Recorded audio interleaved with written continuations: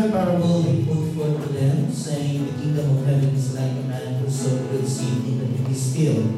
Then Jesus sent the multitude away and went into the house. And his disciples came to him, saying, Explain to us the parable of the tares of the field. He answered and said to them, He who sows the good seed is the Son of Man. The field is the world. The good seeds are the sons of the kingdom, but the tares are the sons of the wicked one. Let us pray. Lord God, maraming salamat po, Panginoon, sa oras na ipinagkaloob mo sa amin. Dalangin po namin, O Diyos, na pagpalain niyo po ang aming pagkikinig ng iyong salita. Nang sa ganun, Lord, ano man yung mga layunin, ano man yung mga purpose ng iyong pagtatawag at pagkapili sa amin, ay magkaroon po ng katuparan at maging ang aming po mga personal na buhay, Panginoon, magkaroon po ng satisfaction. And Lord, we pray for the guidance of your Spirit nang sa ganun ang mga bagay na hindi namin maaro, hindi po namin kaya unawain ang iyong pong Espiritu Banal ang siyang magtaklaw sa aming pangunahin. And we pray, O Lord God, that as we listen to your word, you will listen to our prayers as well. In Jesus' name. Amen.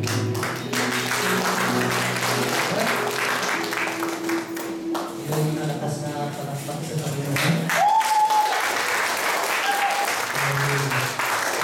Pwede na tayo magsiupo. Praise the Lord. Okay. Isang pinagpalang hapon po sa inyong lahat. Ayaw kong palipasin ang araw na ito na hindi ko mabati ang lahat ng mga nanay na blessed Happy Mother's Day sa inyong lahat. Mabuti ka na walang sumagot sa ito yun.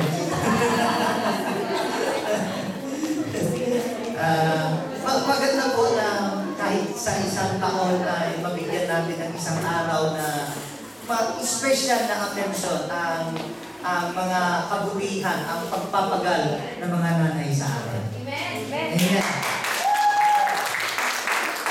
Okay, sa makaisa pa, gusto ko kayong pasalamatan sa inyong panalangin, sa inyong support.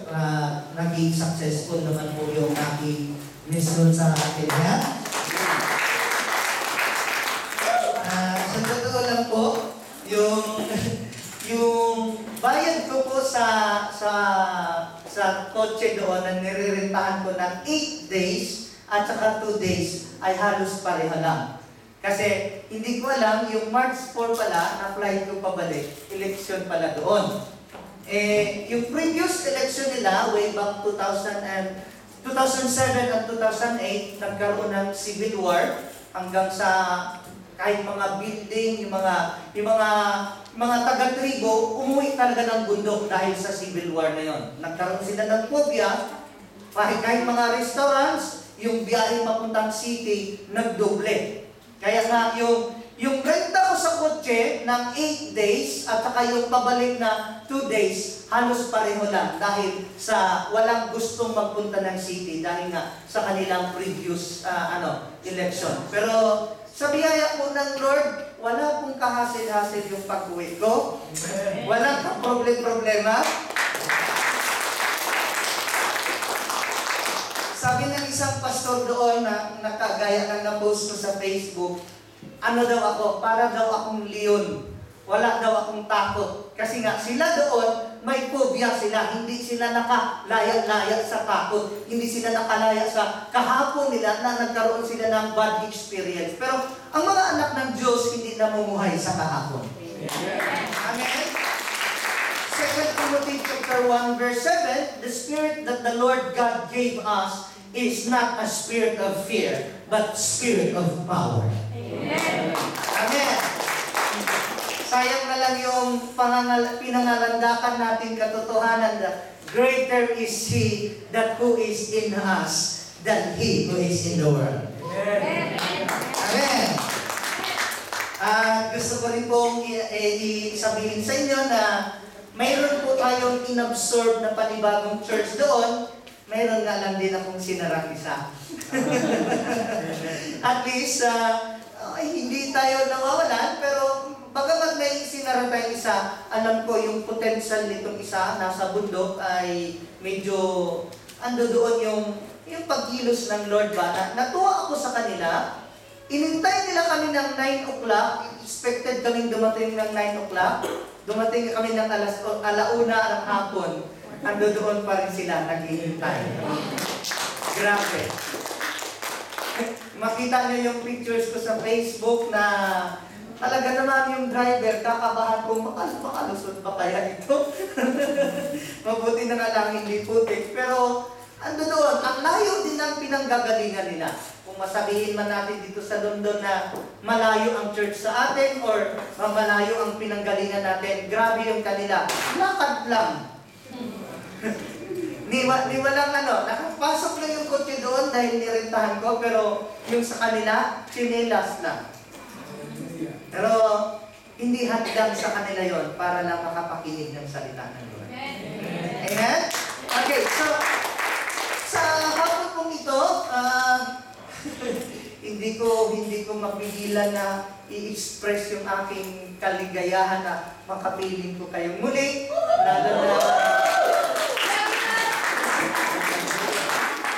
lalo kong na-appreciate yung pagpupuri dito ba, palibhasa kasi doon, although may dinala tayong keyboard, may dinala tayong amplifier, may dinala tayong speaker ay hindi pa kabisado ng nagtutugtog ng keyboard. Wala silang kwaya doon, kung sino lang tayo pumawak ng microphone. Ang kanta naman nila, hindi ko naintindihan, kaya hindi ako makasayaw, hindi ako makapagpuri. Pero pagdating dito, nagugulat ako, kumahaba yung hiliran ng choir.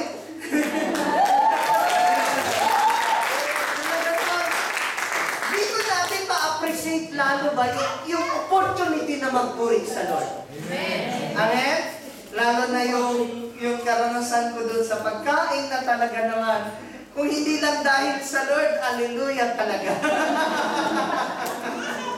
Sabi ko nga kay Mrs., yung paglipat ko doon sa isang lugar ng Friday, ang pinakain lang sa akin kanin na medyo basa ng konti, yun lang, wala lang ulam. Inuman mo na lang ng tea para malunok mo yung kanin. Palibhasa kasi sa kultura nila, sa hirap ng buhay nila, okay na sa kanila yon. Pangalawang araw ko sa lugar na yon, ang pinakain sa akin, yung maize na kanin ba, maize na mais, pinong-pino, yung tipong hindi mo na kukutsarahin, tapos bilog-bilogin mo sa kamay mo, ishoot mo na lang.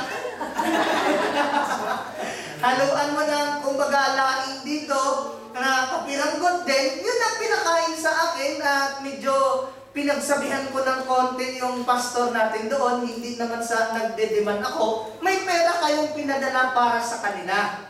Ano ba naman yung mag-prepare lang sila para sa akin? Kasi anak ng pastor na ito, hindi ako kumakain ng breakfast, hindi ako kumakain ng lunch, hapon lang ako kakain, bibigyan lang ako ng kanin na kapiranggot. Hallelujah talaga! Para naman gusto niya sabihin, busog ka na sa alikabok na kinain mo. Pero, ganun pa man, yung kagalakan ng aking puso, lalo sa alam ko, bawat isa sa inyo, kasama niyo ako sa panalangin. Ano doon yung kumpiyansa ko ba na kahit may mga threat about election, hindi ko inalintana yun kasi alam ko mas makapangyarihan ng ating Diyos.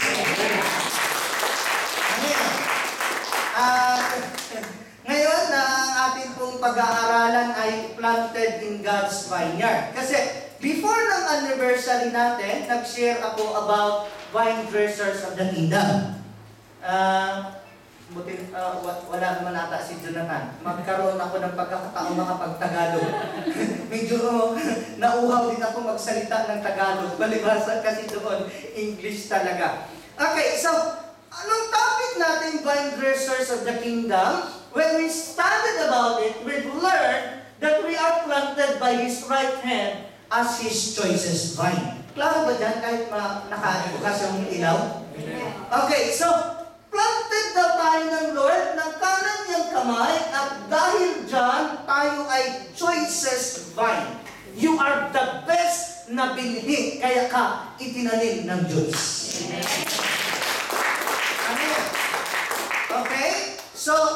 sabi nga ng Psalm 80 verse 15, "And the vineyard which your right hand has planted as the branch that you made strong for yourself." So inulit ko lang na tayo ay tinanim ng Lord by His right hand. At sabi nga ng Isaiah 5:2, "He dug it up and cleared out its stones and planted it with the choicest vine." So muli, bawat isa sa atin, hindi ka leftover na binhi ng Lord, kundi you are His choicest vine. Amen? Okay? Ang ibig kong sabihin ng vineyard, alam ko na intindihan niyo naman, bigyan ko lang ng konting Ang ibig sabihin ng vineyard ay ground planted with cultivated grapevines. Naintindihan niyo naman siguro yun? Amen ba? Okay, so, ang aim natin sa topic na ito, for us to bear fruit where He planted us. Sino yung nagtanim sa atin? Si Lord. Okay, so, kung saan dapat tayo tinanim ng Lord, doon tayo dapat mamunga. Yes, okay, isa pa. For us to let this fruit remain. Kasi sabi ng John 15:16, "Ako ang pumili sa inyo, hindi kayo ang pumili sa akin para kayo ay mamunga at ang bunga ay manatili sa inyo." Yes? Yes?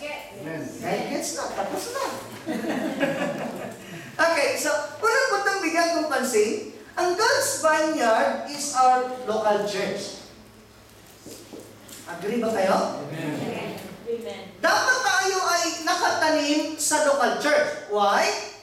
Just as there is one body but many members, the local church is just a member of His body. Alam ko, napakaraming church dito sa London, lalo na sa Kenya. Hallelujah! Maya-maya may church. Sabi ko nga, yung church natin sa Ogengbo, yung pinatuyuan natin ng building, 200 meters away from the road lang yon. Pero mayroon ka ng dalawang chapel na madadaanan in between. Dikit-dikit yung mga churches doon, lalo sa Eldoret. But we have to remember na maraming mga members ang kanyang body, iisa lang ang katawan. Okay? Okay, so, not all members or parts are the same. Ang katawan ba ang magiging katawan kung puro mata? Ay, hindi katawan yun. Pinya daw. Bilis mo mag-isip pa. Kung puro ilong, ay lalong hindi katawan yun.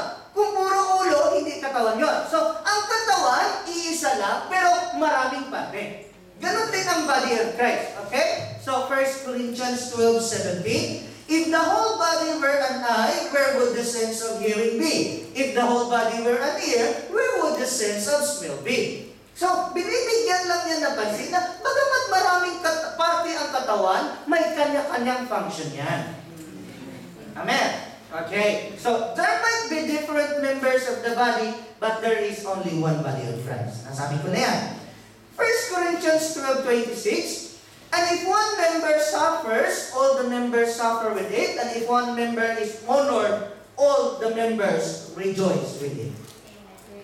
Ibig sabihin, kung sa katawan daw, nagtagumpay yung isang parte ng katawan, buong katawan ang nakadala. Pero kung nasaktan yung isang parte, buong katawan nasasaktan. Bakit? Pag nasugatan ba kamay mo, sabihin ng mata mo, wala akong pakialam sa'yo, kamay ka lang, hindi ka part ng katawan ko. Mata din ang luluha. Yes. Maliwanag ba? Okay. Hindi pwedeng sabihin ng ilong mo na, wala akong pakialam sa'yo, puwet, kung hindi ka magtapon ng basura, hindi ka mag-open, kasi maaamoy din ng ilong yung sarili mong amoy. So, mayroon na ako, tuwing magsisearch ako ng book sa Amazon, na magsisearch ako ng book ni Miles Monroe kung mayroong bago, mayroon mag-a-appear doon na isang book, sabi doon sa book, "Stop robbing Peter to give it to Paul." Stop robbing Peter to give it to Paul. Ibig sabihin, hindi mo pwedeng nakawan si Peter para ibigay mo kay Paul. Ganon din sa katawan mo, ang katawan naman natin hindi grafting eh. Yung skin graft ba, na halimbawa, pagka Naiintindihan niyo po ba ang skin graft?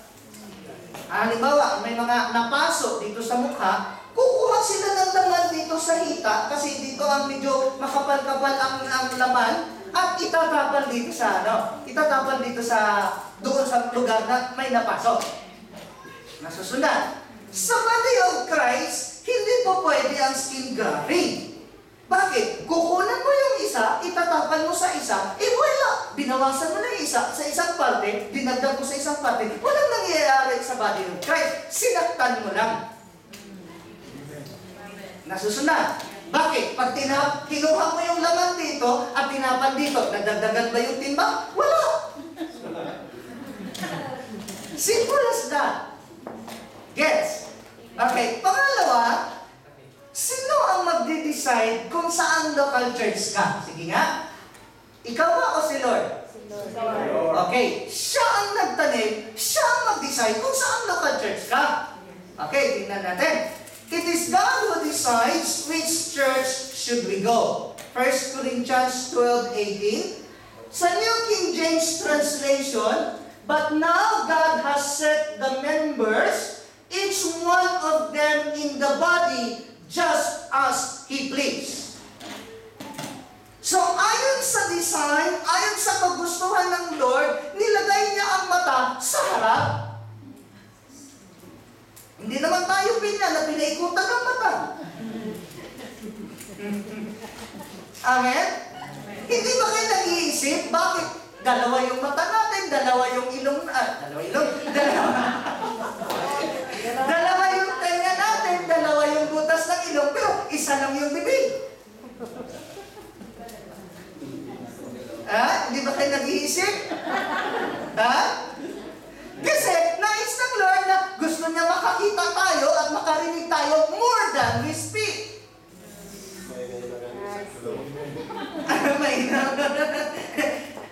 Nakakita ba kayo ng tao na isa lang ang mata? Parang cyclops yun comics lang yun. Nakakita ba kayo ng tao na hindi nyo ba napapansin? Pag mahirap mong pakinggan o hindi mo masyadong marinig yung sinasabi, ang gagawin mo, gaganon? Bakit kaya? Hindi na lang nilagay yung tenga dito. Kapag tulitin na may isang tao, lalapit mo. Nasusundan niyo po ba? So, nilalagay na ng Diyos ang each member kung saan niya gusto. Tingnan natin sa ibang translation. Sa NLT, New Living Translation, but our bodies have many parts, and God has put each part just where He wants it.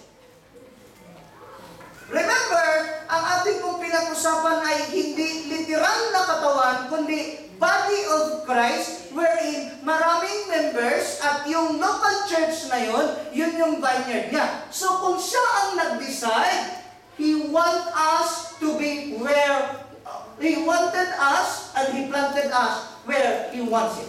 Where it pleases Him. Nasusundan. Pero sa totoo lang, ganyan ba nangyayari?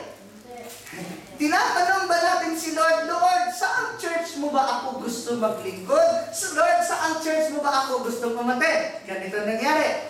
Have we ever think about it?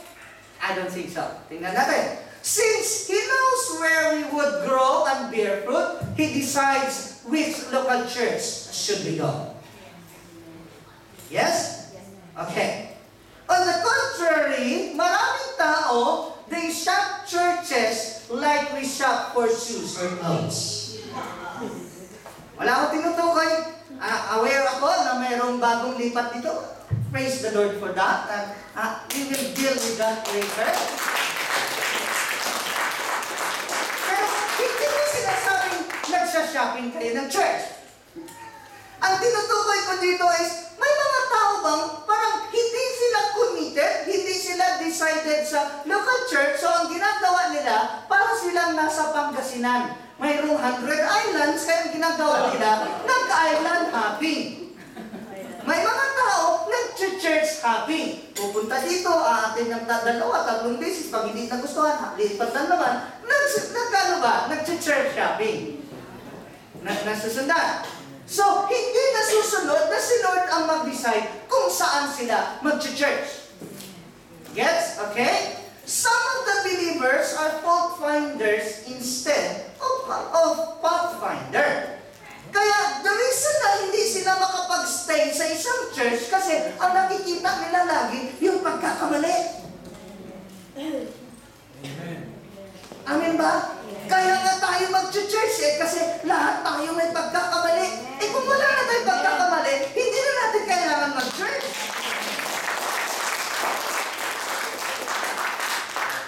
Sa mga palakpak niya, parang konsentidor kayo sa mali. Ano? Joke lang.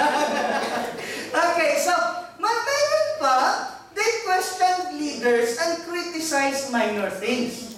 Example na lang. Si Miriam, palibasa kasi itong si Moses hindi perfect. Agree? Bakit si Lord sabi niya, huwag kayo mag-asawa ng hindi Israelita. Huwag naman sana babalik pa tayo sa tanong na bakit si Moses nag-asawa pang muli. Then Miriam and Aaron spoke against Moses because of the Ethiopian woman whom he married, for he had married an Ethiopian woman. Mayroon lang asawa si Moses, nag-asawa pang muli. Huwag ka na magtanong sa Old Testament yun. Huwag ka na magtanong. Kasi sa Kenya, mayroon din nagtanong. Sabi na, bakit pastor? Si Solomon, napakaraming asawa, 1,000 lahat. Si David may asawa, maraming asawa. Bakit tayo hindi pwede mag-asawa ng 2? Isip-isip ko lang, hirap ka na nga. Magtatanong-tanong ka pa kung mag-asawa ng 2. Sa isip ko lang yun. So, hindi issue doon, maging si kay Lord man, hindi issue na 2 ang asawa ni Moses. Ang issue doon, nag-asawa siya ng Ethiopian woman. Pwede mo siyang sitahin. Hindi perfect si Moses. Pero ito nangyari. Verse 2, so they said, has the Lord indeed spoken only through Moses? Has He not spoken to us also? And the Lord heard it.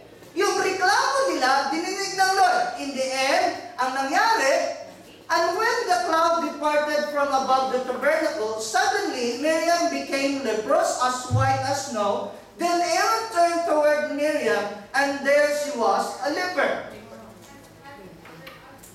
Imagine nyo na lang, kaya kung lahat ng mga reklamador ngayon nagka-leprosy, tapos nagkataon ng ilong nila pagkagaya sa akin, nagka-leprosy, matulas na!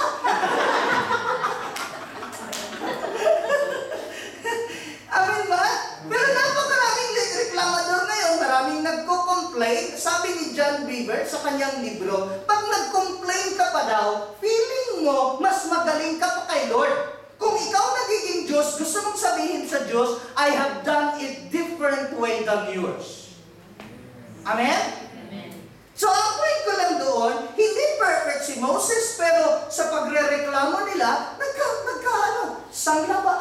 Bisaya pala yung sangla. Nagkakitong.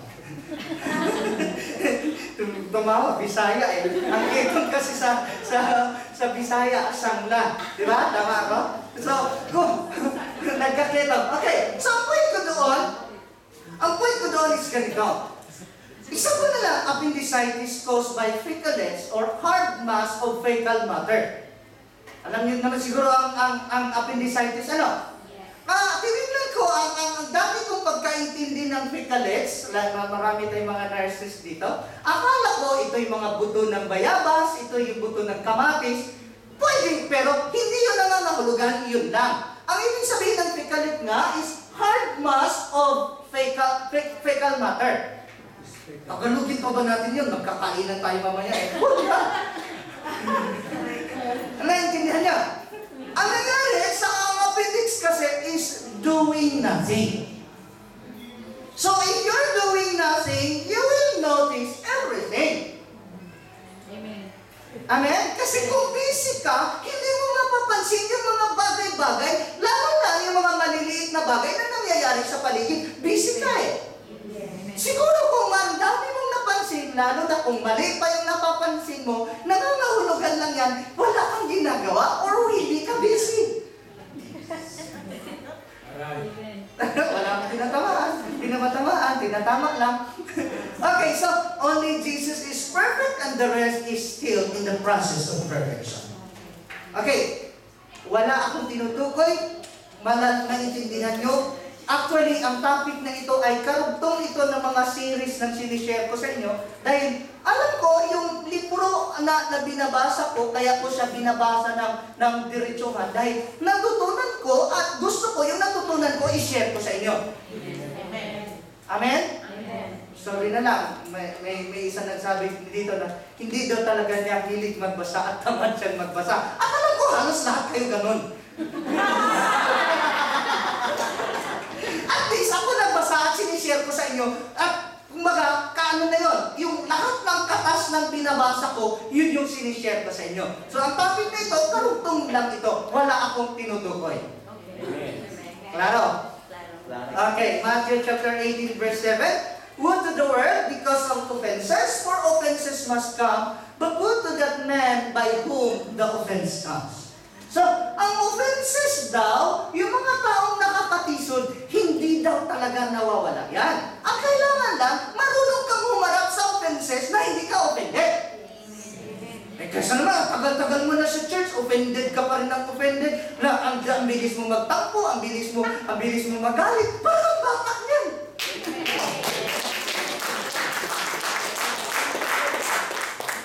Amen? Kaya nga, may palibasa kasi ang event ko sa college, track and field. Sa track and field, mayroon din hurdles. Nasusundan niyo po ba ako? Yes. Eh, siyempre, alam mo may harang, may hurdle, ang gagawin mo is hakbangan mo. Nakita mo na nga may stumbling block, may nakita mo na may harang, natisod ka pa, ano bang tawag sa'yo? Lalo kung may edad ka na.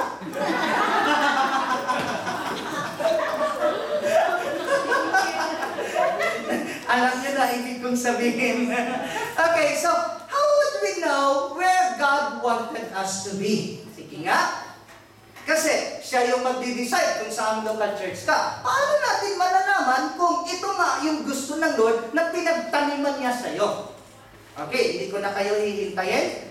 Romans chapter 14 verse 17. For the kingdom of God is not eating and drinking, pero hindi yun nangangahulugan na hindi tayo kakain mamaya. Lalo ako, hindi pa ako nakabawi masyado.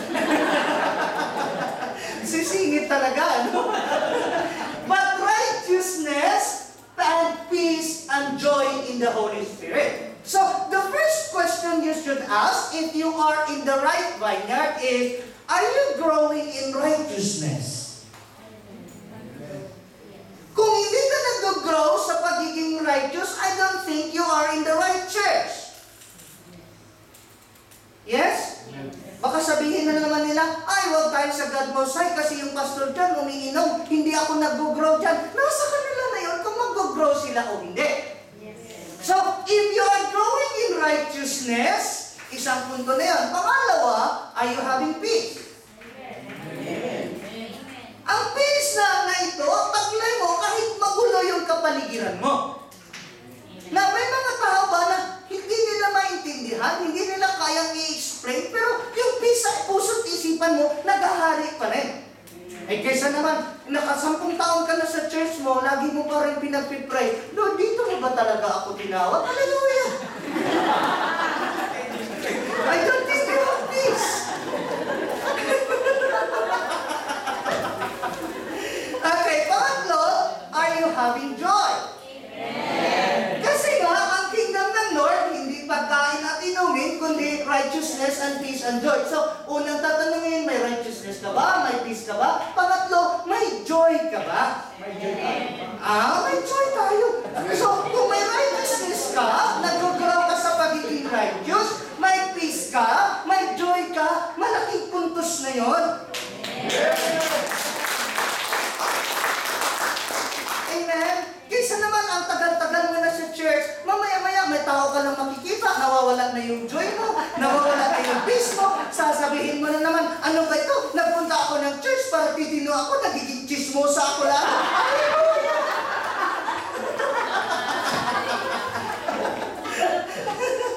Yes? Okay. Pang-apat, are you bearing fruit? Namumunga ka ba? Yan ang pinaka-punteriya natin mamaya. Okay? So, Ulitin ko, nabanggit ko ito kanina, John 15:16. You did not choose me, but I chose you and appointed you that you should go and bear fruit, and that your fruit should remain, that whatever you ask to the Father in my name, He may give you.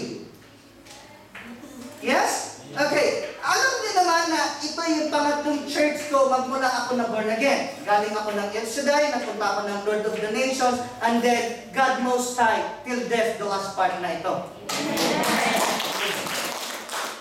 Itiruin ko naman, aalis pa ako ng God Most High, sino na matitira?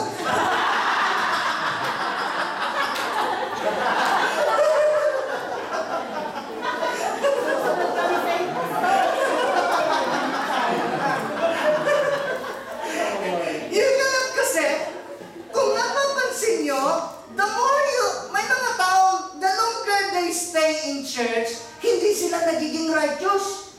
Wala akong tinutukoy, pero kapag ang bunga mo hindi nag-remain, imbis na lalo kang magiging anghel, lalo kang nagkakaroon ng sungay habang tumatagal, I don't think na nag-stay sa'yo yung bunga mo.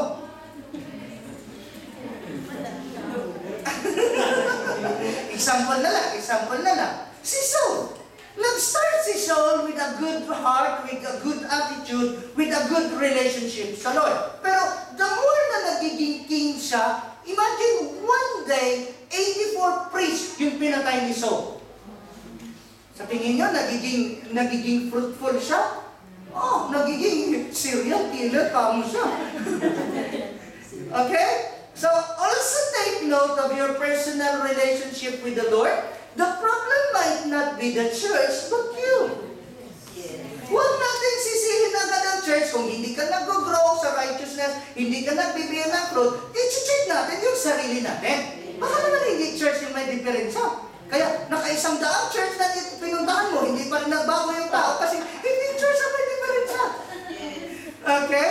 So, when to move from one church to the other? Pastor, mukhang iba na yung usapan na yan, ha? gusto ko lang i-ano sa inyo. Okay? When God abandoned the church, kung inabandon na ng Lord, yung previous church mo, nag-stay ka pa doon, iniwan ka na rin ng Lord. Iniwan niya na yung church, eh. Nasusundan. Okay? Psalm 78, verse 16. So that he forsook the tabernacle of Shiloh, the tent he had placed among men. Verse 68, but chose the tribe of Judah, Mount Zion, which he loved. Verse 70, he also chose David his servant, and took him from the sheepfold. So, sa Mount Shiloh, para maintindihan nyo, sa Jeremiah chapter 7, verse 12, ano doon po ang temple worship. Pero, kung titignan natin ito, but go now to my place which was. Take note, was yan. Which was in Shiloh, where I set my name at the first, and see what I did to it because of the wickedness of my people Israel. So, yung unang temple worship sa Shiloh, iniwan niya na. Kaya nga, first step. Nasusundan. So, kung iniwan ng Lord, baka sabihin nyo, iniwan na nga ng iba, pastor, iiwan pa namin. Eh, kung si Lord iniwan, eh, magpakabayani ka pa doon. Nasusundan. Okay, ang tinutukoy dito is, yun yung mga ritual sa Old Testament. Okay, walang personalan, trabaho lang. Ang ginagawa ng Catholic Church, ritual ito ng Old Testament. Kumbaga, nakabase sila sa Old Testament. Pero sabi ng Lord doon, He forsook the tabernacle of Shiloh. Kasi puro na lang ritual, pero wala ng intimate relationship sa Lord. Nasusundan. There's nothing wrong doon sa ritual, pero iniwan na ng Lord ang ritual. Gusto niya intimate relationship. Kayo ba gusto niyo ritual na lang? Bago matulog, ritual, I love you. Imbis na masarap pakinggan yung lalo na pag binulong mo pa sa tenga yung I love you, lalo Mother's Day. Eh kaso, sisingilin mo ba? Oh, nasaan na yung, wala ka bang sasabihin bago tayo matulog? Oh, hallelujah! Yun lang, nakasanayan lang, nakaugalian lang, kaya ginagawa yung isang bagay, wala nang love, hindi maganda yun. Nasusunod? Okay, ganun ang nangyayari sa Old Testament worship. Puro na lang ritual. So, inabandon ng Lord yun. Acts chapter 15, verse 16. After this, I will return and I will rebuild the tabernacle of David, which has fallen down, and I will rebuild its ruins, and I will set it up. Imagine nyo na lang, tabernacle lang ni David. Para maintindihan niyo ito sa madaling salita, tent. Pag hindi ko kayo nakaintindi ng tent, iwan ko lang sa inyo. Talo lang tayo ng taga-Kenya. Tent lang ni David, yun ang i-repair ng Lord, i-rebuild niya. Hindi yung temple ni Solomon. Hindi yung temple na pinagawa ni Moses. Why? Any idea? Para akong nasa Kenya ulit. Tanong ako ng tanong, pero yung mga tao nakatunganga lang sa akin. Joke na. Mas gusto niya ang tabernacle ni David kaysa temple ni Solomon, temple na pinagawa ni Moses, kasi mas nais lang ng Lord yung intimate relationship kaysa ritual lang. Kahit sa born again church, kung ang pagkanta mo ay wala sa puso mo, ritual lang yon. Amen? Bigyan ko kayo ng magandang example. Na-share ko na ito sa inyo eh. Sabi ng isang binatang lalaki, may binata kayong babae. Sabi ng binata sa nililigawan niya, sabi niya, alam mo dahil, sagutin mo lang ako, sungkitin ko lahat ng bituin sa langit, alang-alang sa'yo. Sabi ni Inday, maniwala naman ako sa'yo, malunggay ng sangipin mo, hindi ka masungkit. Pag-smile pala, may malunggay pang nakadikit sa ngipin. Ang gusto kong sabihin doon, sa mga kinakanta natin, ang tatamis ng mga pananalita, pero hindi lahat doon ay ginagawa natin o inaawit natin na nanggagaling sa puso natin. Amen? Kaya sabi ng Lord, you worship me with your mouth, but with your heart, but your heart is far away. So, inabandon niya ang ansyelo, okay? Isa pang example, si Elijah. Kilala niyo ba si Elijah? Okay, si Elijah in his dry brook, umiinom siya doon for 3.5 years. Sundan ba? Sinong nagpapakain kay Elijah at that time? Uwak. Ang uwak ba mapagkatiwalaan? Hindi. Hindi. Biruin nyo. Ang uwak na hindi mapagkatiwalaan, nagpapakain, nagpasting ata yung uwak eh. Para lang pakainin si Elijah. Pero minsan, mabuti pa yung uwak na hindi mapagkatiwalaan, nagagamit pa ng Lord. Maraming tao ayaw magpagamit sa Lord. Hindi nyo ata nakuha. Habang ang uwak nagpapakain kay Elijah, doon siya umiinom sa ilog, sa batis. Ganito ang nangyari. When it dried up, he has to move or else he will die. Nasusundan ba? So, pagkatuyo ng batis, sabi ng Lord kay Elijah, pumunta ka sa Sarepta, may babaeng balo doon na inutusan ko. Anong nangyari kay Elijah kung hindi siya umalis sa ilog? Ang patay. Ganon din, spiritually speaking, kung hindi ka aalis sa church, na hindi ka naman nag-grow, hindi ka nagiging matuwid, lalo kapag nagkakaroon ng sungay, mamamatay talaga ang relasyon mo sa Lord. Maliwanag ba? Ang Diyos po natin hindi kahoy, hindi bato, hindi patay. Ang Diyos natin buhay. Amen.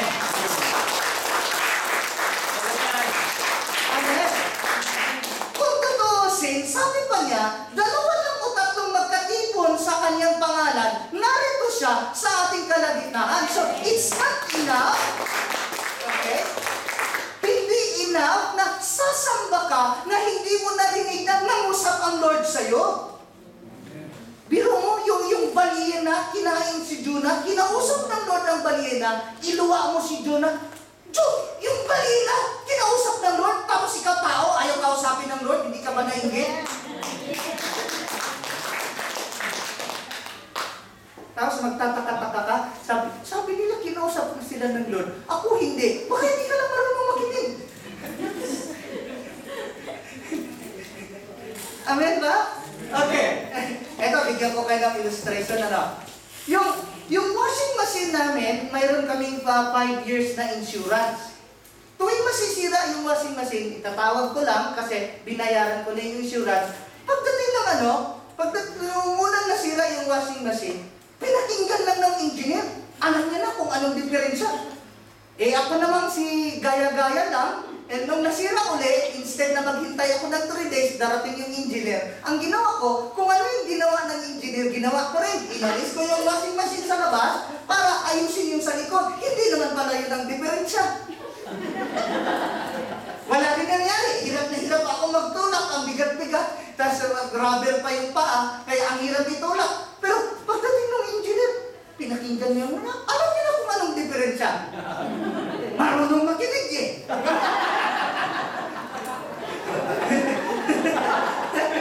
Tayo ba marunong makinig? Baka naman, ang tagal lang nangusap sa atin si Lord. Hindi man lang tayo nakaramdam, hindi man lang natin narinig ang pangungusap ng Lord. Tapos sasabihin pa natin, mabuti ka pa kinausap ng Lord, ako hindi. Anong akala mo? Hindi ka rin siguro marunong makinig. Kailangan mo rin siguro magdumaan sa washing machine mo na. Okay, so, when your spirituality is dried up and dying, it's time to move. Amen. When you no longer feel the presence of God or His glory, it's time to move. Amen? Okay? Psalm 23 verse 2, He makes me to lie down in green pastures. He leads me beside the still waters. Sabi ng verse 1, the Lord is my shepherd, I shall not want. He makes me lie down in green pasture. Hindi lang pinakain ng lunti ang pagkain, mayroon pang still waters beside. Maraming ibig sabihin ng still waters na yan. It could be the presence of the Lord. It could be a place of rest. It could be a place of unwinding from stress. It could be a place of healing. Lots of things. Pero kung sa tagal-tagal mong nag-church, hindi mo naranasan ang presensya ng Lord sa church na yon, after mong si-search ang sarili mo na hindi ikaw ang may diferensya, kundi church ang may diferensya, it's time to move. Amen? Amen. Ang oras sa pag-alis, hindi kung offended ka. Yes. Bakit kasi, kung aalis ka sa church dahil offended ka, nagbumagsak ka sa test sa church na ito, paglipat mo sa isang church, hindi mo napasa yung test dito, you will take the same test again.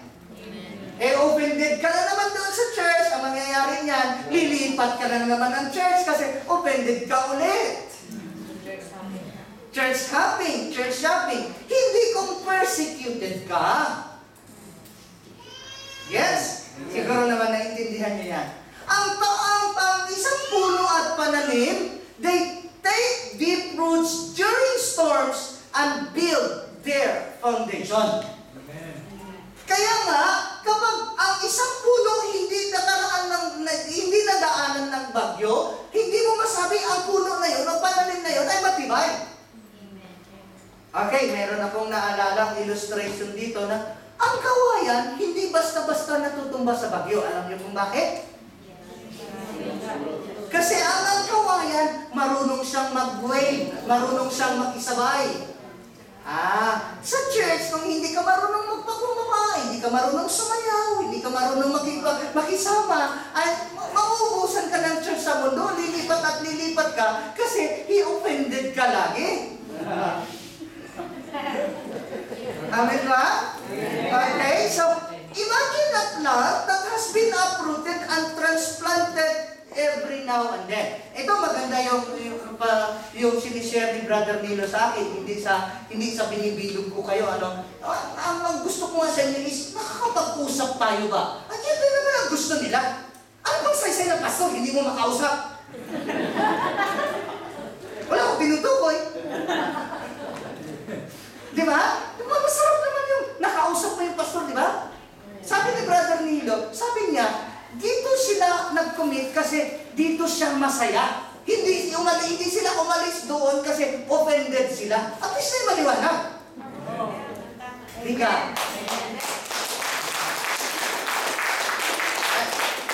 lang, patotoo ni Sister Digi at saka ni Brother Camilo. Si Brother Camilo, alam niyo naman, hindi natin siya chinichismis. Di uso chismis agad mo sa'yo, no?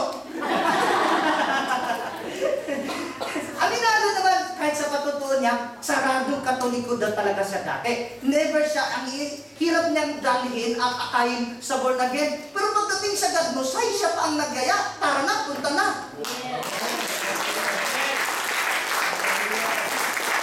Hindi yan umalis sa previous church dahil offended. Okay?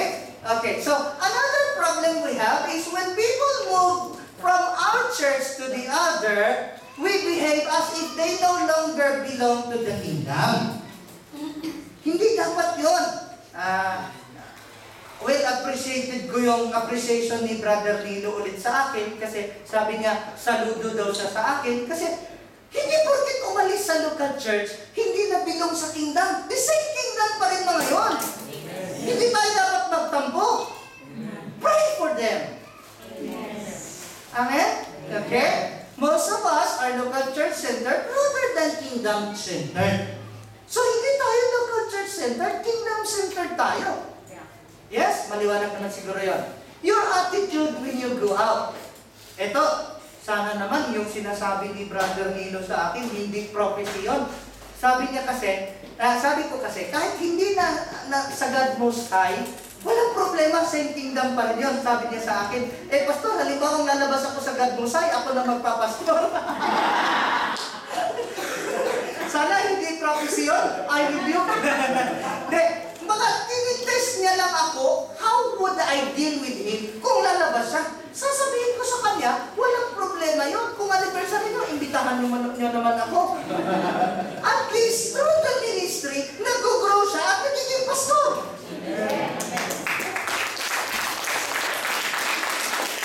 Amen. Pero, ang pag-alis mo is, yun bang may maganda tayong ugnayan sa isa't isa. Hindi offended. Okay, ito patotoo Nung umalis ako sa El Shaddai, because I was immature at that time, offended ako. Aminado ako, offended ako, at dahil offended ako, ang ginagawa ko, kumbaga, kung ano yung nangyayari sa loob, hindi kasi nungalingan, pero hindi ko dapat sabihin. Offended ako immature ako Nung umalis ako sa Lord of the Nations, walang issue kung ano man, sabi ni Pastor Romy o Bishop Romy sa Manila, kaya mo bang magpaalam kay Pastor Alex? Sabi ko, why not? Ganun lang pala So, nagpaalam ako ng maayos. To be honest, wala kaming issue ni Pastor Alex. Ewan ko lang sa mga members, hindi ko masabing wala. At least man lang ba na naghiwalay na walang masama o walang bakot na namamagitan? Amen. Amen. Kung magpaalam kayo dito sa church na ito at mayroon kayong nabuong bago, I would love to visit your church at mag-preach sa church nyo. Amen.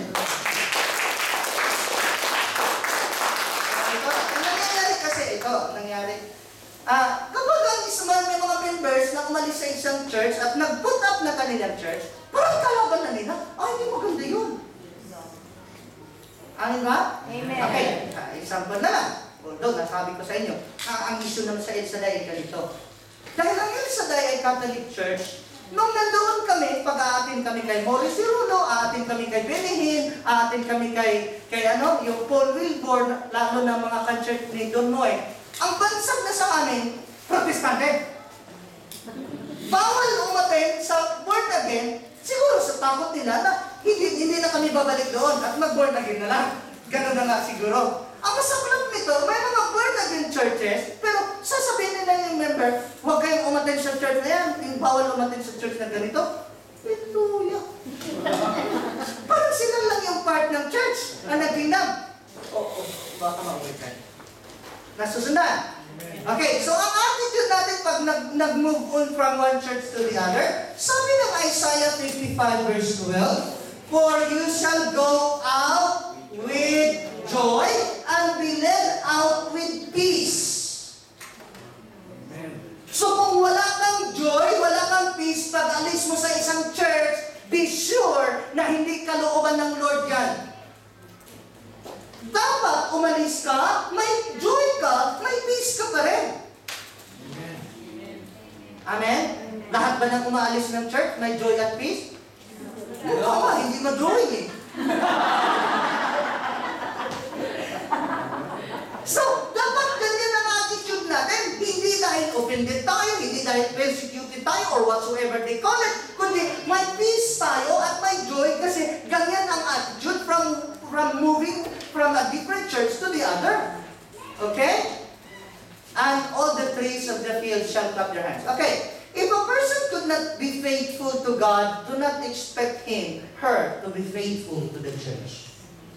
Simple as that. Okay? Kung gusto niyo magpaalam, speak to the pastors or to the leaders.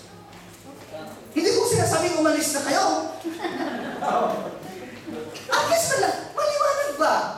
Okay? Do not hold grudges or resentments. Okay? Self-explanatory. If you fail the test in this church, you will take the same test in your next church. Nasabi ko na yan. Okay. So, ano pa lang yun? Halos introduction lang yun sa main point ko. Ngayon, be planted in the local church. When I say be planted, when God planted us, He didn't have a plan for us to be there temporarily. Nasusundan ba? Imaginin mo na lang ano. Sasabihin mo, ahatin ako sa church na ito for a year. Ano mangyayari sa'yo after a year? Gagamitin ko yung testimony ni Sister Lynn. Ang pamilya po ni Sister Lynn at ni Brother Romel, GIL po sila, buong pamilya. Lumaki po yan sina Joy at saka si Paul sa GIL. Pero lumipat sila ng God Most High, hindi dahil offended sila sa GIL, kundi pagdating nila dito, God Most High ang malapit sa kanila. Pero sabi ni Sister Lynn, and I'm thankful for that, sabi niya, dito na kami mamamatay sa church na ito. Amen! Ganun ba pagkasabi mo, Sister Lynn? Ganun ba pagkasabi mo? Or ganun ba pagkasabi mo? Or parang ganun na rin? Huwag kang mahiya. Dapat may ipagmalaki yun. Dapat sisigaw ka. Totoo yun. Totoo yun. Totoo yun. At least lang ba naitalin ka na ng Lord dito sa church na ito? At least mayroon ka ng commitment or deep commitments na hindi yung sasabihin mo, hanggat okay yung pastor, hallelujah. Paano kung hindi na okay yung pastor, pati ikaw, hindi na rin okay. Gets ba? Okay, so, be at your best where He planted you by deep commitments. Amen. Kung saan ka dinalin ng Lord, be at your best. Nung ako nag-serve sa Lord sa El Shaddai, I never think na malilipat sa born again. I serve my best, I give my best sa Lord sa ministry na yon. Amen? Amen? Dito nga, yung mga upuan na yan, medyo magaan pa yan. Sa El Shaddai, mayroon kaming upuan na binubuhat doon para rentahan ng mga members. Instead na magdala sila ng upuan sa malayong lugar, rerenta lang sila ng 5 piso. Kahit ako naman, magrenta na ako ng 5 piso. Ang maganda pa nito, ang mga pastor ang nagbubuhat ng upuan. Alam niyo kung anong oras kami nagbubuhat? Alas 5. Bubuhatin namin yun alas 6:30, mainit na. Kaya nagbubuhat kami madaling araw habang hindi pa mainit. 2,500 lang naman. Ilan kaming magbubuhat? Dapat 15. Kaso lang, siguro hindi nabilang yung ulo, walang ulo yung iba, halos 7 lang yung nagbubuhat. Ito naman si ako, medyo, alam ito ni Mrs., kahit yung kapatid ko, nakikita niya paano ako magbuhat. Pag nagbuhat ako ng bangko, mayabang ako. 35 lang naman yung binubuhat ko. Ganyan kataas yan. Sa isip-isip ko, pupunta na ako ng gym, magbabayad, magbuhat ng bakal. Ito, magbubuhatin ko na, makaupo pa ng maayos, at least nakapakinig ng maayos yung umangatin. Sa 5 pounds sa upuan na yun, 5 pesos, 250 napunta sa amin. O at least may bayad pa ako. Sa gym, ako pa magbabayad. Eto, libre na. Ganyan ako mag-serve sa Lord. Wala ni akong anticipation na lalabas. Amen. Nasusundan nyo? Okay, so, serve Him through your local church. Amen. Kung alam mo, dito ka tinawag, dito ka tinanin ng Lord, serve God in God Most High Christian Ministry. Amen. Yes? Okay. Acts chapter 6 verse 1. Now in those days, when the number of the disciples was multiplied, there arose a complaint against the Hebrews by the Hellenists. Baka magtanong kayo, ano ang nagiging complaint? Nasusundan niyo po ba ang istorya dito? Dapat natatandaan ni Brother Jaime, ni Sister Flor, ni Ate Wing ito, dahil na-share ko sa Bible study in Flor nung doon pa sila malapit sa Hammersmith, sa Scrubs Lake banda. Na-share ko ang topic na ito. So, sabi doon, nung nag-multiply ang mga disciples, nagkaroon ng complaint ang mga Hellenists. Why? Ganito kasi ang nangyari. Because their widows were neglected in the daily distribution. Anong distribution tinutukoy mo, Pastor? Tingnan natin. Acts chapter 2, verse 44 and 45. Now all who believed were together and had all things in common, and sold their possessions and goods, and divided them among all as anyone had need. Nasusundan ba? So kung ano daw ang property mo, ano ang investment ng mga church, ng mga members na yon, binenta nila, ibinigay sa church, at ang church ang mag-distribute ayon sa needs ng mga members. Masusundan. Baka sabihin nyo, unfair naman yun. Paano yung iba tamad? Ako malaki kumita kasi masipag. Noon yun. Bible na binabasa natin, hindi ngayon eh. Pinapakita ko lang sa inyo bakit nagkaroon ng issue na nagkaroon sila ng complaint na napabayaan daw yung mga widow nila. So, ganito ang nangyayari. Lahat ng kita mo, example na lang, lahat ng kita mo, ibibigay sa church at ang church mag-distribute sa needs ng lahat ayon sa laki ng needs mo. Nasusundan. So, verse 2, Then the 12 summoned the multitude of the disciples and said, It is not desirable that we should leave the word of God and serve tables. Oo nga naman. Salamat kay Sister Lisa. Ayaw ko kung Sister Rica din nagsabi, hindi ka nakasama sa pagluluto, Pastor. Kaso lang, minsan naman kasi ang nakalagay doon sa grouping, Pastor or mga Annabel. Pag hindi available si Mrs. after ng grupo natin, group 3 next week, duty si Mrs., obligado akong magluto. Kung kaya ka naman ni Sister Rita na, huwag mong pabayaan yung word, magluluto ako, ganun lang yun. Okay, magpasalamat nga ako nagpasalamat idea nila yun na hindi na ako isama. Pero ako yung nagsabi na nandyan naman si Mrs., hindi naman siya duty lagi. Pwede lang talaga kung kailangan, magluto ako, why not? Pero hindi ko papabayaan yung word of God. Amen. Sa totoo lang ang hirap na matulog. Hirap na hirap ako matulog sa Kenya. Iwan ko ba, hindi naman sa namimiss ko si Mrs.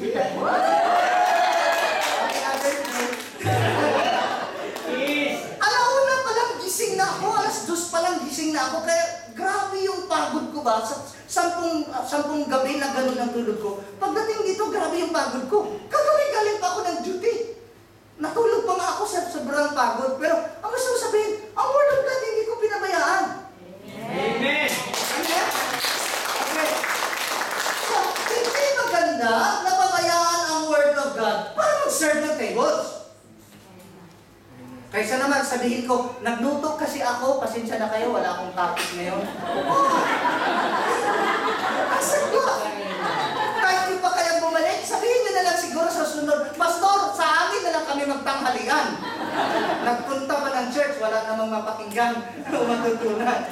Okay, verse 3, Therefore, brethren, seek out from among you 7 men of good reputation, full of the Holy Spirit and wisdom, whom we may appoint over this business. Anong business?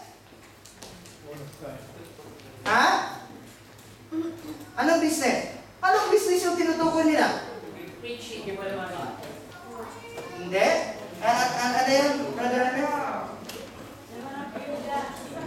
Goodness!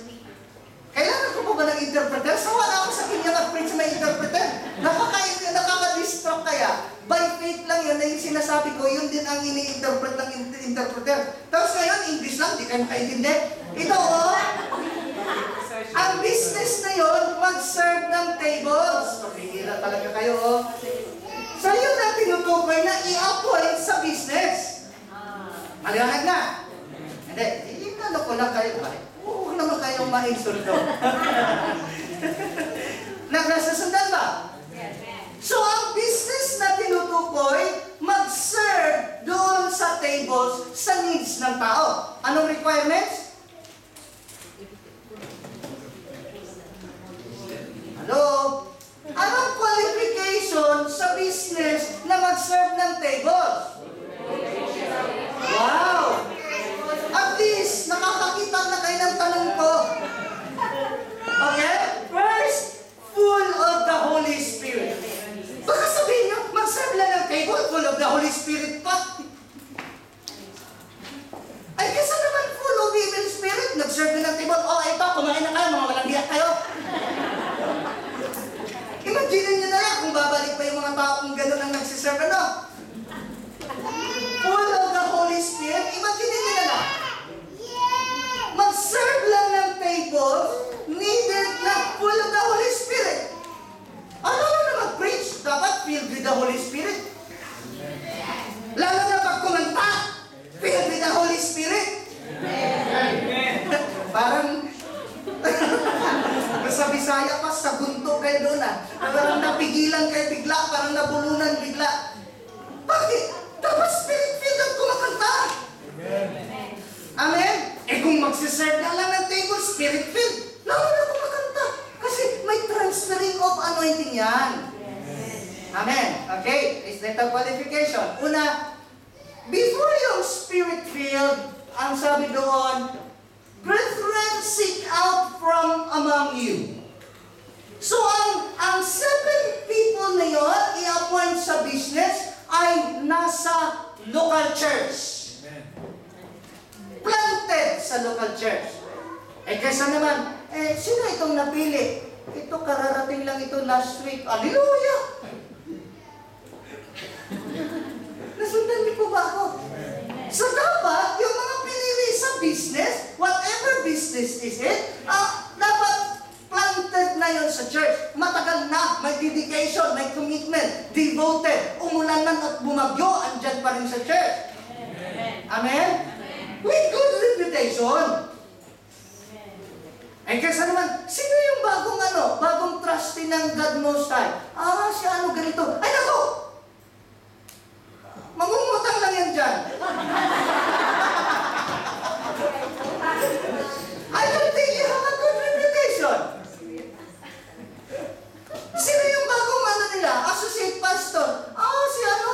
Ay naku, mahilig sa FM yan. Nasusundan niya? So, among you with good reputation and then full of the Holy Spirit. Amen. Guess what? Full of wisdom. Pag full of the Holy Spirit ka, expected na yun, full of wisdom ka. Kaysa naman full of the Holy Spirit ka, tanga-tanga ka naman. Sorry to use the word. Di ba? Okay? Acts chapter 6 verse 4, but we will give ourselves continually to prayer and to the ministry of the word. By the way, gusto kong i-congratulate si Brother Bobby. Sabi ng isang mga members, pwede ka na daw pumalit sa akin pag wala ako, syempre.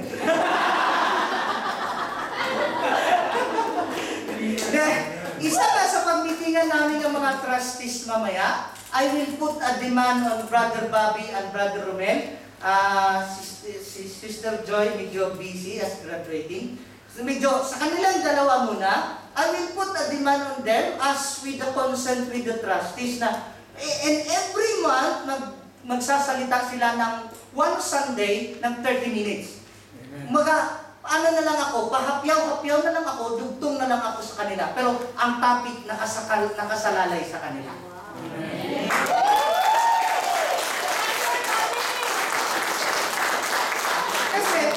Kasi kung hindi tayo maglagay ng man, yung potential nila, hindi rin mabobrought up.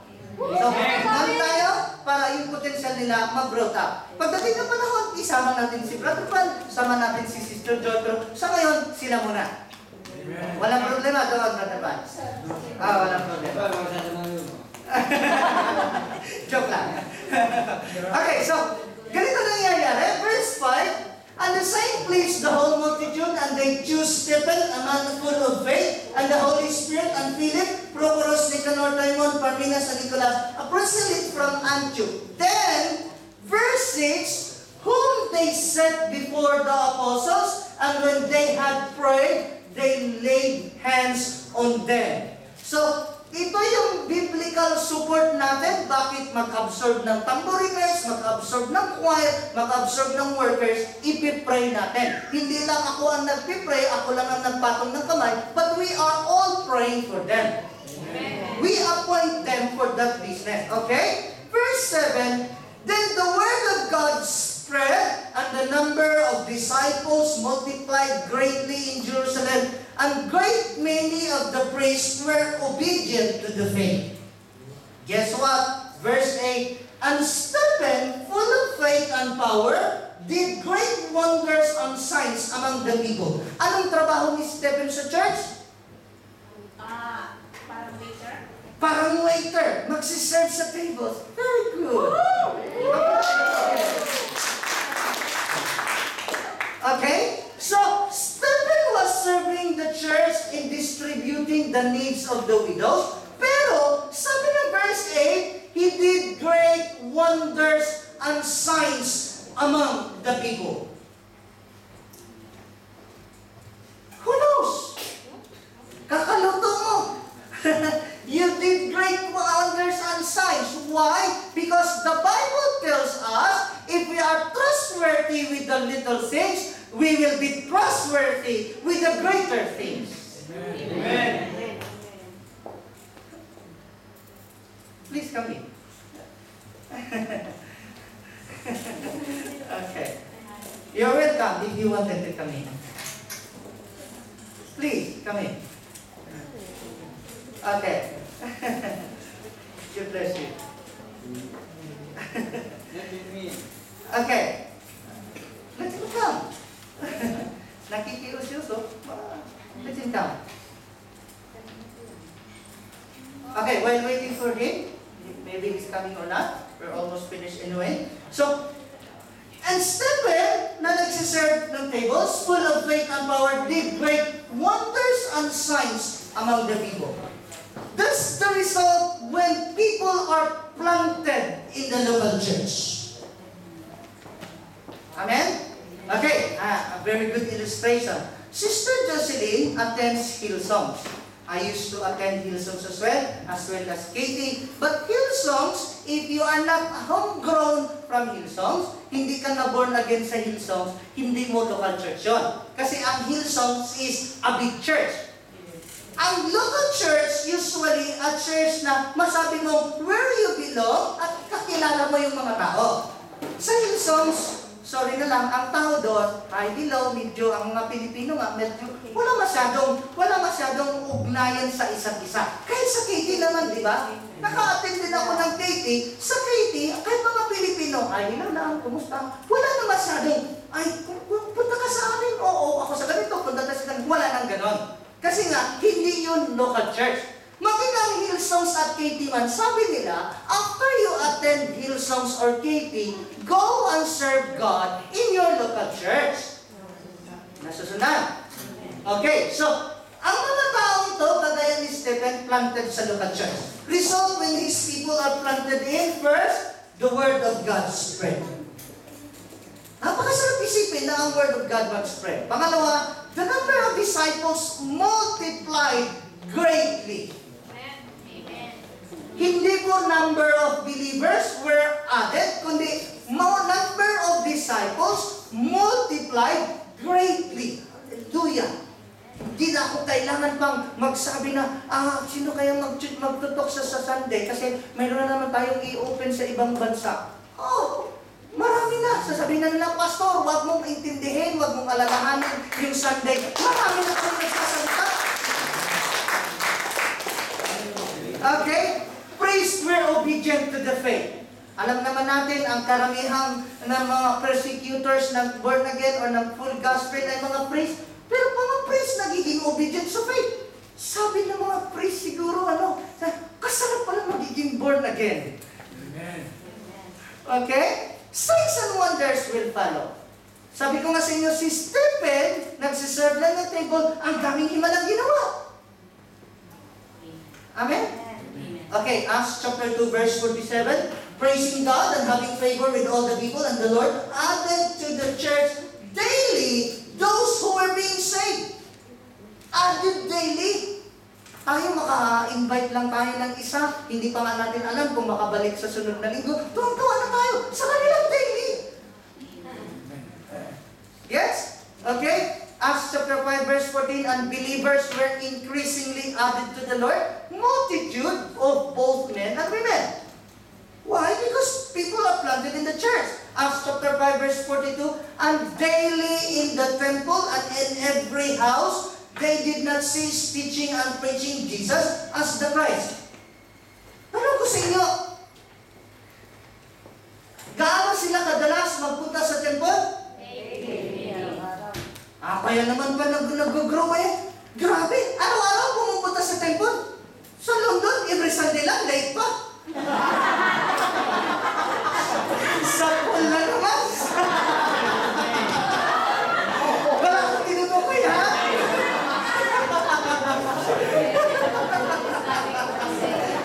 Grabe ko, Pixel. Wala akong tinutukoy. Ikaw naman.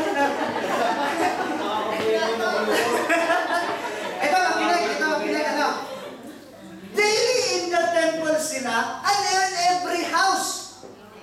Did not cease teaching and preaching Jesus. May internet na doon? Noon? May radyo na? May TV na? May live stream? Wala. Pero, nagtiteach sila, they did not cease teaching and preaching Jesus in every house. How could it be? Kaya ba ng 12 apostles yun? Kaya? Hindi. Oh, hindi. Every house eh. 12 lang sila. Oh, padagdagan natin ng 70, nagiging 82. Dagdagan na natin ng 120. 82 plus 120, nagiging 202. Idagdag na natin yung 3,000. Ang dami na. Pero every house, bakit kasi? Yung mga members, nagtuturo din sa bahay nila. Ngayon eh, tagal-tagal ng Kristiyano kung ano-ano tinuturo sa bahay. Kristiyano maturingan. Anak, anong problema ni tatay? Gaganon-ganon naman yung anak. Hallelujah! Wala naman sana ako makakita ng member ng God Most High na ganyan, ano? Pero ang point doon, kaya sila nag-grow ng gusto kasi lahat gumagana. Lahat ng members gumagana. Kasi napisipin na, sa totoo lang, tuwang-tuwa ako na dumami kayo kahit wala ako ng Sunday. Ang dami niyo raw. Natuwang-tuwa ako kung lahat gumagana. Kaysa naman madami, pero marami ding hindi gumagana. Amen? Okay? So Acts chapter 21 verse 18. On the next day when we who were Paul's companions departed and came to Caesarea and entered the house of Philip the evangelist, who was one of the 7, and stayed with him. Si Philip, nag-umpisa lang as a waiter, pero nagiging evangelist, gumagawa ng signs and wonders. Bakit? Kasi nakita ng Lord, rooted and grounded, planted sa local church. Maasahan po ito. I can count on him. Kung ngayon hindi makakount si Lord sa'yo, paano ka na mapagkatiwalaan ng great signs and wonders? Ay, yabang ka lang. Pupunta ka lang sa YouTube kasi gumawa ka ng signs and wonders. Hallelujah ka. Nasusundan ba? Hindi ako manhid sa reaction niya. Parang sinasabi niya si Pastor naman. Baka may Mother's Day pa. Excited na kami. Ano kaya yun? Okay. Basahin ko na lang ito straightforward. After na pinatay si Stephen, binato siya hanggang mamatay. Now Saul was consenting to his death. At that time, a great persecution arose against the church which was at Jerusalem, and they were all scattered throughout the regions of Judea and Samaria, except the apostles. And devout men carried Stephen to his burial and made great lamentation over him. As for Saul, he made havoc of the church, entering every house and dragging off men and women, committing them to prison. Ganito nangyari pagkamatay ni Stephen. Therefore, those who were scattered went everywhere preaching the word. Lahat daw ng persecuted, nag-preach the word. At ito pa nangyari. Then Philip went down to the city of Samaria and preached Christ to them. Ang resulta, and the multitudes with one accord heeded the things spoken by Philip, hearing and seeing the miracles which he did. Si Stephen, si Philip, nag-umpisa lang as a waiter, nagiging evangelist. Ngayon, gumawa na naman ng miracle. Amen?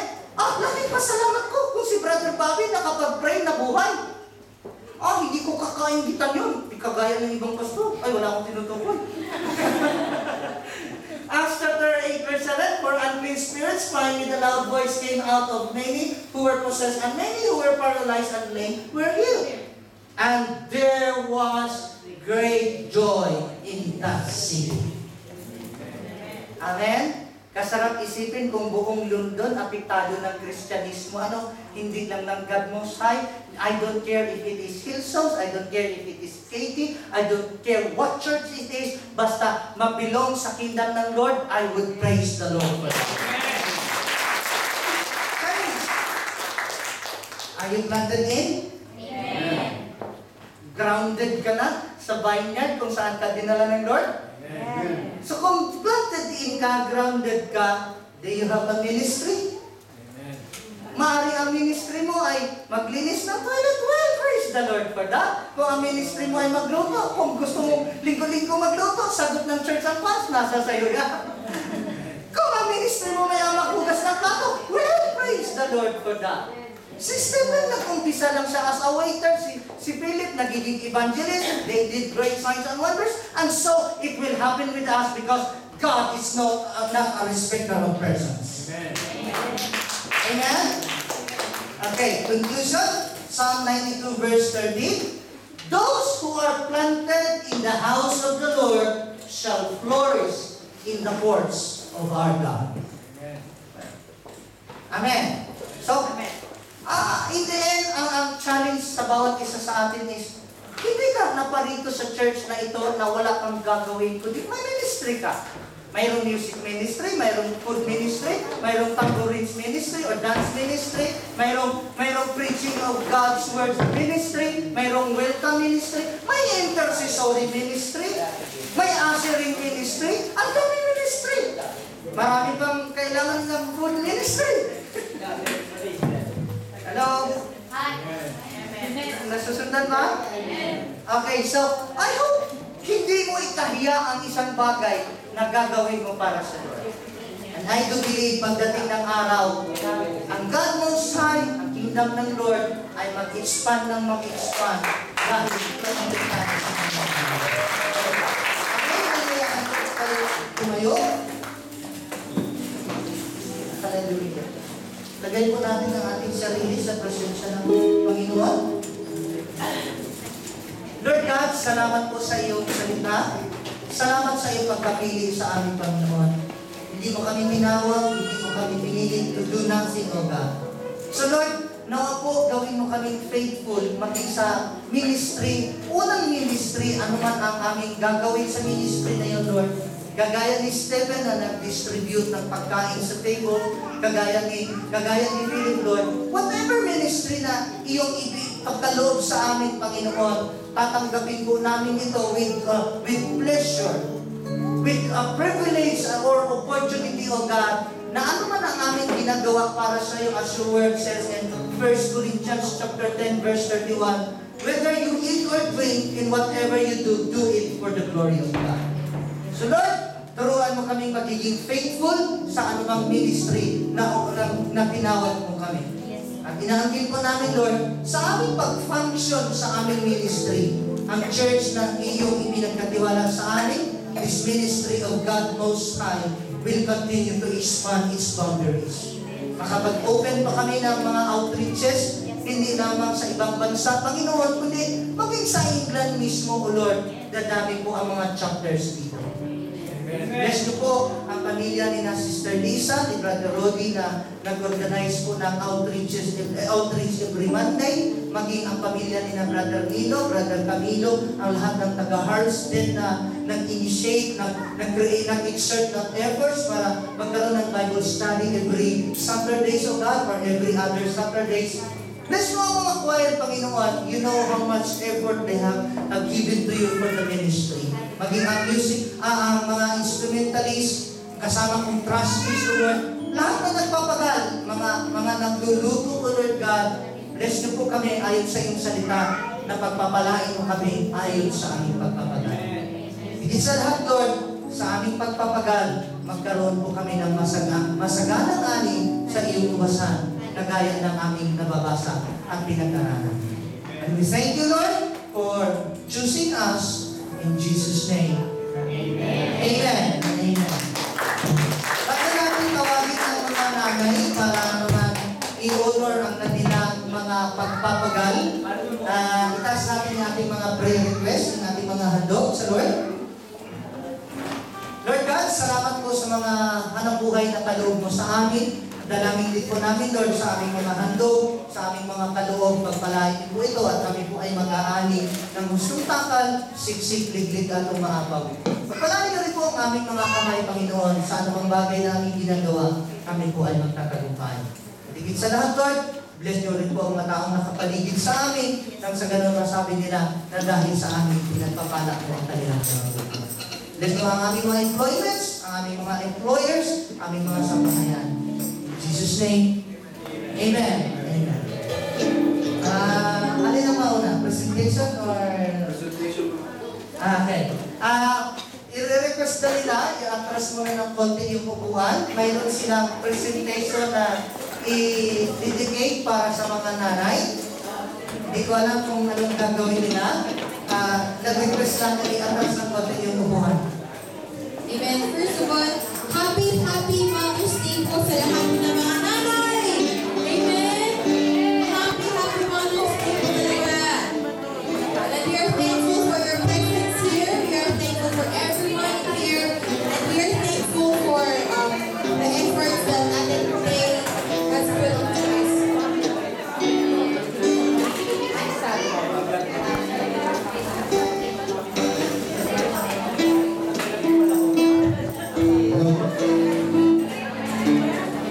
Yes, sa pwede po pakitabi po natin ang qualify ng upuan.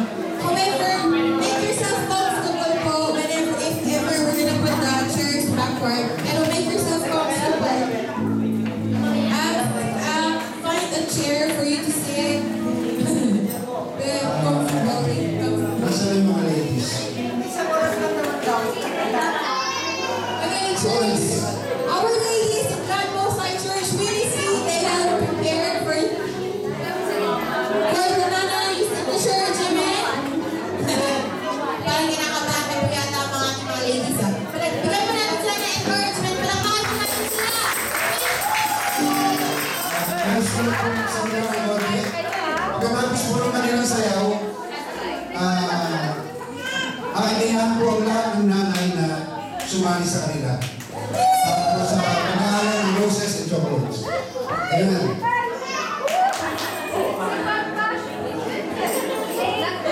Bakit kay ate? Okay, ladies. Then.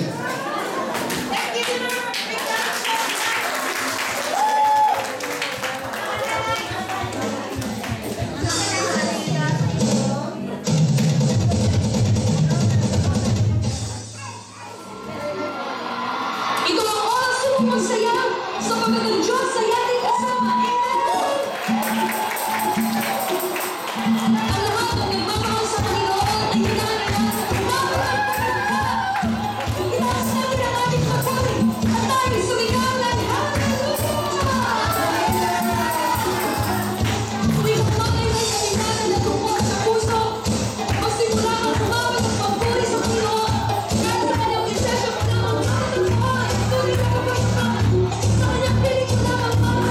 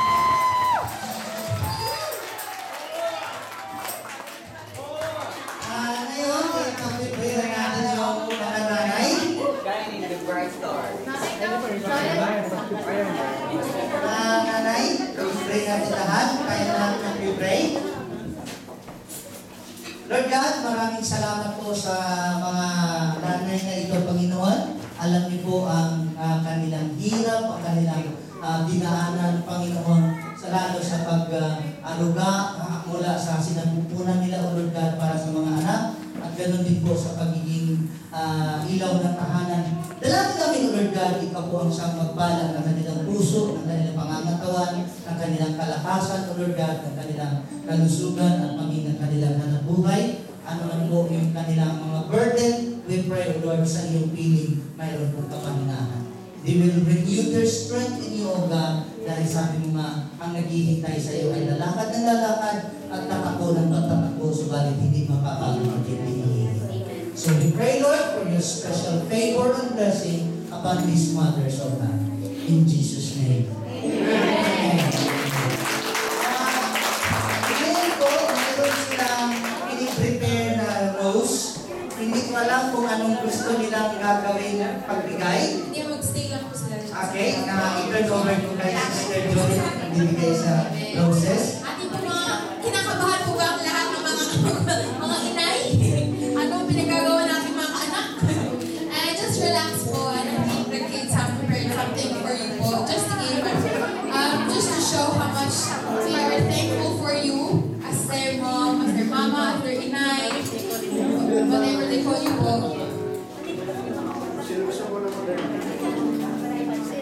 Nagbigay ka naman nonoy. Nanay. Go ahead, go ahead.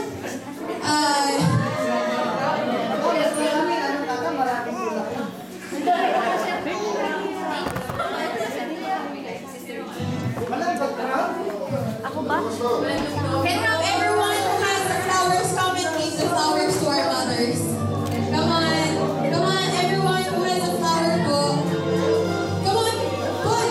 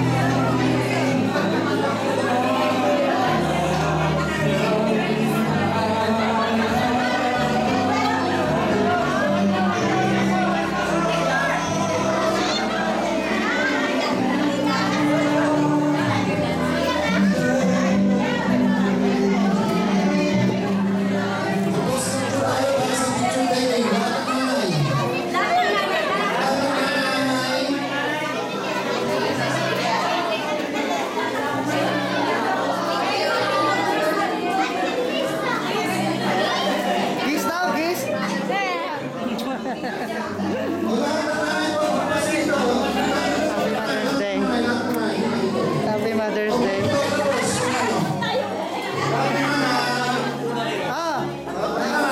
Kamayanan natin sila at yapusin. Embrace, embrace.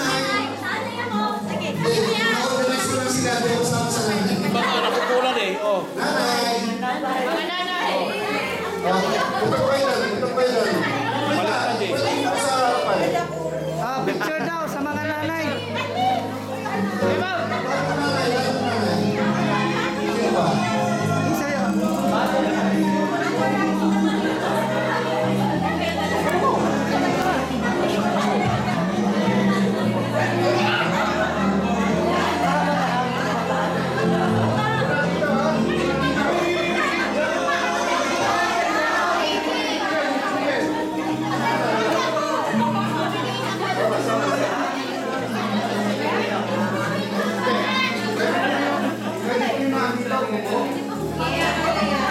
Hirap umupo yung iba. Patas. Yeah, okay. Okay. Kuya, ikaw ka. Opo. Smile. Dito, tingin. Iyo. Hoy, mothers yan. Sipa. Dito rin sa kabila. Oh, ready? 1, 2, 3. Yun. Sipa. Okay, tingin sa likod. Sipa. Oh, ito na. 1, 2, 3. Sipa. Waki.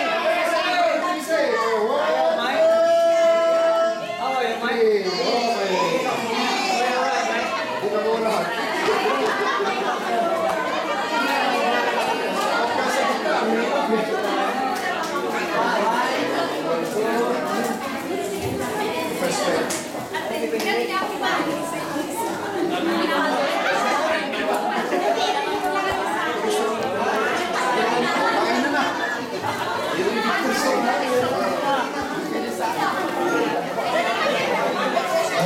tayong sinain. Ano galing yan? Yes, sir.